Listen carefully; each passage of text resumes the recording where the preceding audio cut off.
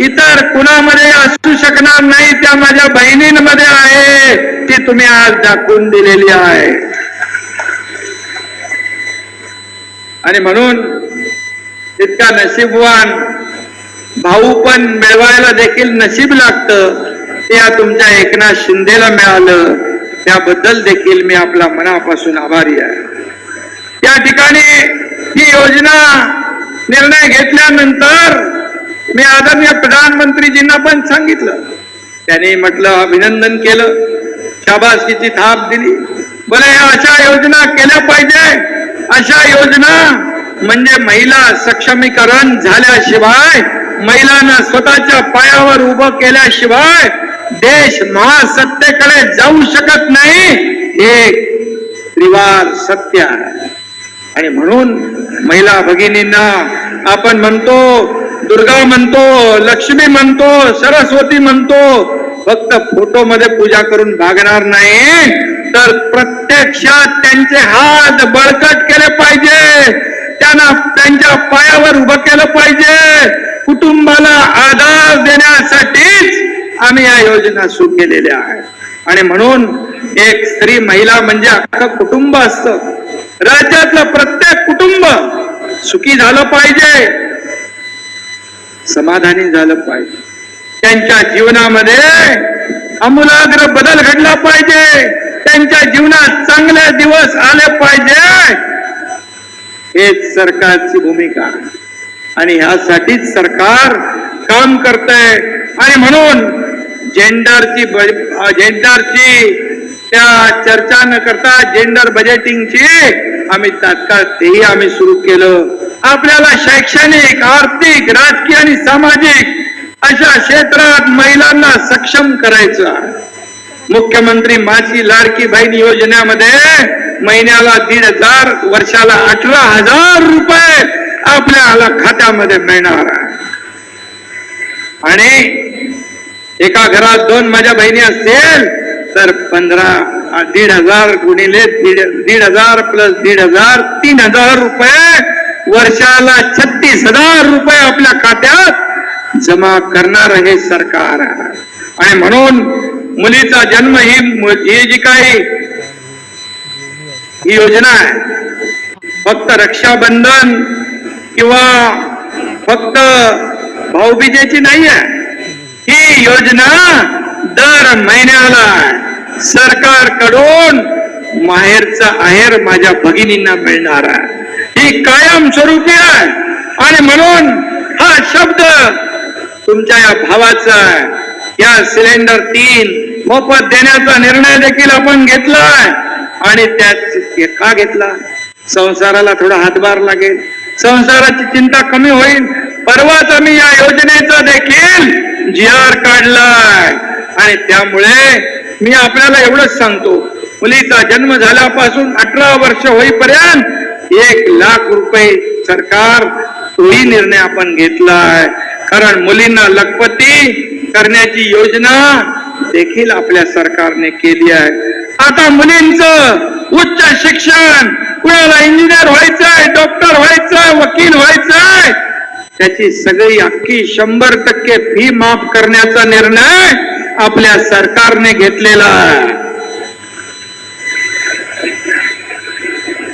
मला एकदा रात्री फोन आला 12:30 वाजता. एका मुलीने 50% फी आपण सरकार भरत होतो, 50% पालकांना भरायची होती, ती 50% देखील पालक भरू शकले नाहीत, म्हणून त्या मुलीने आत्महत्या केली. कशाला पाहिजे सरकार?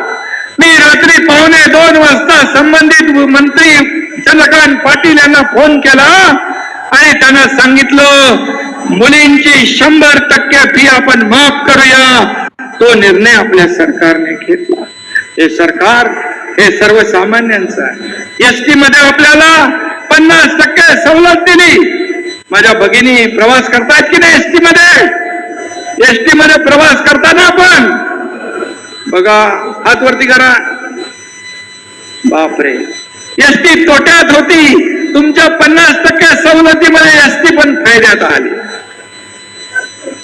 आणि म्हणून आज एका वर्षामध्ये मुख्यमंत्री महिला सशक्तीकरण योजनेत एका वर्षात 2 कोटी महिलांना याचा फायदा झाला.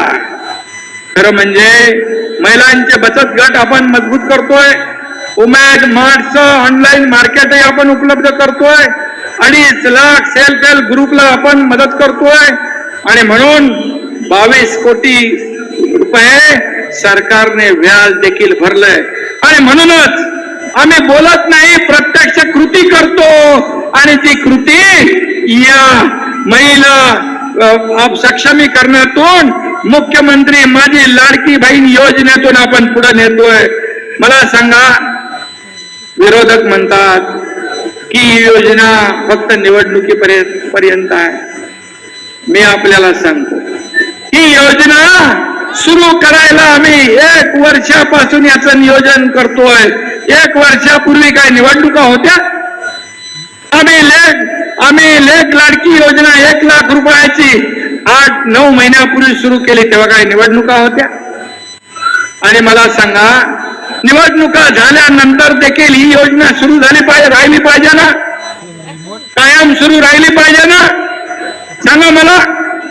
आणि ही योजना मी सांगतो, निवडणुकीसाठी आम्ही आणलेली नाही, माझ्या बहिणींना आधार देण्यासाठी आणलेली आहे. आणि म्हणून ही योजना कायम स्वरूपी सुरू राहणार, हा तुमच्या या मुख्यमंत्री भावाचा शब्द. विरोधकांच्या पोटात दुखलाय, त्यांचा पराभव दिसू लागलाय, म्हणून कोर्टामध्ये कोणाला तरी पाठवलं त्यांनी. पण मला विश्वास आहे का ही योजना बंद व्हावी म्हणून. काय तुम्हाला पैसे मिळाले तर तुम्ही आमच्या, मी असेल, देवेंद्रजी असतील, अजितदादा असतील, आम्ही सगळ्यांनी मिळून सरकारने या निर्णय घेतला. मग या सरकारला निर्णय भेटेल, श्रेय मिळेल आणि निवडणुकीमध्ये आपला पराभव होईल, अशा प्रकारची धास्ती त्यांना झाली आहे. आणि म्हणून कसंही करून या योजनेला बदनाम करायचं, या योजनेला खोडा घालायचा, या योजनेसाठी कोर्टामध्ये जायचं, या योजनेसाठी स्टे घ्यायचा, अशा प्रकारचा प्रयत्न त्यांनी केलाय. पण मला विश्वास आहे, माझ्या लाडक्या बहिणींवर कोर्ट, न्यायालय देखील अन्याय करणार नाही, तो देखील न्याय देईल. आणि म्हणून मी आपल्याला एवढंच सांगतो, तुम्ही जी हे लोक खोडा घालताय यांना बरोबर लक्षात ठेवा. हे कपटी सावत्र भाऊ आहेत. हे सावत्र भावांपासून सावध राहणार ना तुम्ही. तुम्हाला योजना देणार महायुतीचं सरकार, तुम्हाला मी सांगतो, निवडणुका डोळ्यासमोर ठेवून आम्ही हे निर्णय घेतलेला नाही. ही आमची पेंटिंग मिस्टेक नसणार. निवडणुकीमध्ये म्हणायचं निवडणुकीचे चुनावी जुमले आहेत, परंतु हा जुमला नाही. खऱ्या अर्थाने आपल्याला कायम स्वरूपी सर्व जातीपातीच्या महिलांना ही योजना लागू होणार आणि ती कायम सुरू राहणार, हा माझा शब्द आहे. आणि म्हणून आम्ही या ठिकाणी तरतूद केलेली आहे बजेटमध्ये, अर्थसंकल्पामध्ये, अधिवेशनामध्ये तुम्ही ऐकलं असेल, अर्थमंत्री अजितदादांनी यावर आपलं भाषण दिलंय की ही योजना जी आहे, मुख्यमंत्री माझी लाडकी बहीण योजना, ही कायम सुरू राहणार. यामध्ये कुठेही शंका बाळगू नका. कारण हा एकनाथ शिंदे दिलेला शब्द पाळणारा आहे. हा शेतकऱ्याचा मुलगा आहे, हा कष्टकऱ्याचा मुलगा आहे, हा तुमच्यातलाच आहे. आणि मला माहित आहे, सर्वसामान्याचं कुटुंब चालवताना काय काय कसरत करावी लागते. त्यामुळे ही योजना या एकनाथ शिंदेच्या शरीरामध्ये रक्ताचा शेवटचा थेंब असेपर्यंत चालू राहणार, हा माझा वादा, हा माझा शब्द आहे. तुम्हाला माहित आहे, एकदा शब्द दिला की शब्द पाळणार हा एकनाथ शिंदे आहे. आणि म्हणून 2 वर्षापूर्वी या राज्यातलं अगदी विकास विरोधी सरकार, नाकाम सरकार, घरी बसणारं सरकार, फेसबुक लाईव्ह करणार सरकार आम्ही उलटून टाकलं आणि तुमचं सरकार आणलं, माझ्या बहिणींचं सरकार आणलं, माझ्या भावांचं सरकार आणलं. विरोधक म्हणाले लाडक्या बहिणी झाल्या, लाडक्या भावाचं काय? आम्ही लाडक्या भावाची पण योजना आणली आणि 10,000 पर्यंत त्यांना प्रशिक्षण भत्ता मिळणार. या देशातलं हे पहिलं राज्य आहे अशा प्रकारचं भावांना देखील योजना लागू करणार. आणि म्हणून 12वी डिप्लोमा डिग्री प्रशिक्षण घ्यायचं आणि स्टायपंड सरकारकडून घ्यायचं, ही योजना देखील आपण सुरू केली. आणि म्हणूनच मी आपल्याला एवढं सांगतो, मी जिथं जातो तिथं मला आशीर्वाद का देतात लोक? हे मायबाप, आशीर्वाद देणारे शेतकरी, कष्टकरी, कामगार, माझ्या महिला भगिनी, माझे युवक, या ठिकाणी तीच पोटदुखी त्यांना उठली आहे. कारण त्यांच्या पायाखालची वाळू सरकली आहे की आता होणार काय?